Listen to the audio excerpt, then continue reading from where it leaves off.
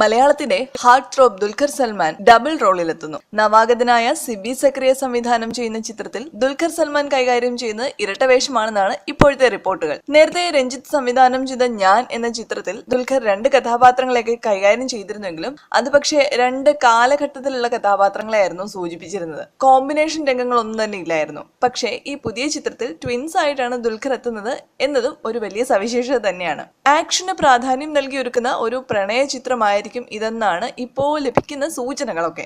Action mass ഗെറ്റപ്പിലായിരിക്കും ഒരു കഥാപാത്രം, മറ്റൊരു കഥാപാത്രം ഒരു കോളേജ് വിദ്യാർത്ഥിയും പിന്നെ നേരെ ഓപ്പോസിറ്റ് സ്വഭാവമുള്ള ഒരു ലളിതമായ സ്വഭാവമുള്ള ഒരു ക്യാരക്ടറുമാണ്. ചിത്രത്തിന്റെ ഒഫീഷ്യൽ ആയിട്ടുള്ള അനൗൺസ്മെന്റ് ഉടനെ തന്നെ ഉണ്ടാവും. ബാംഗ്ലൂർ ഡേയ്സിന് ശേഷം ദുൽഖറും അഞ്ജലി മേനോനും ചേർന്ന് ഒരു ചിത്രം ചെയ്യുന്നു എന്നൊരു വാർത്തകളും നേരത്തെ തന്നെ വന്നിരുന്നു. അത് വളരെയധികം വാർത്താ പ്രാധാന്യവും ലഭിച്ചിരുന്നു. പ്രതാപ് പോത്തന്റെ സംവിധാനത്തിൽ പ്രണയത്തിന്റെ പ്രാധാന്യം നൽകിയൊരുക്കുന്ന ഒരു ചിത്രമായിരുന്നു അതെന്നുമായിരുന്നു വാർത്തകൾ. പക്ഷേ തിരക്കഥയിൽ പ്രതാപ് പോത്തൻ തൃപ്തനല്ലെന്നും സിനിമ ഉപേക്ഷിക്കുകയാണെന്നും എന്നുള്ള പേരിൽ വാർത്തകൾ പിന്നീട് വന്നു. ഇതിന്റെ പേരിൽ പരസ്യമായി പ്രതാപ് പോത്തൻ അഞ്ജലിയെ ഫേസ്ബുക്കിൽ വിമർശിച്ചതൊക്കെ വലിയ വാർത്തയായിരുന്നു. ഇപ്പോൾ ദുൽഖർ സൽമാന്റെ ചിത്രം ഉപേക്ഷിച്ച് അഞ്ജലി മേനോൻ അടുത്ത ചിത്രത്തിലേക്ക് കടക്കുന്നതിന്റെ തിരക്കിലാണ്. പുതിയ ചിത്രത്തിൽ പൃഥ്വിരാജാണ് നായകൻ. അഞ്ജലി തന്നെയാണ് ചിത്രത്തിന് തിരക്കഥ എഴുതുന്നതും. 3 ചിത്രങ്ങളിലൂടെ തിരക്കഥാകൃത്തായും സംവിധായികയായും മലയാള സിനിമയിലെ പുതുനിരയിൽ ശ്രദ്ധിക്കപ്പെട്ട ആളാണ് അഞ്ജലി മേനോൻ.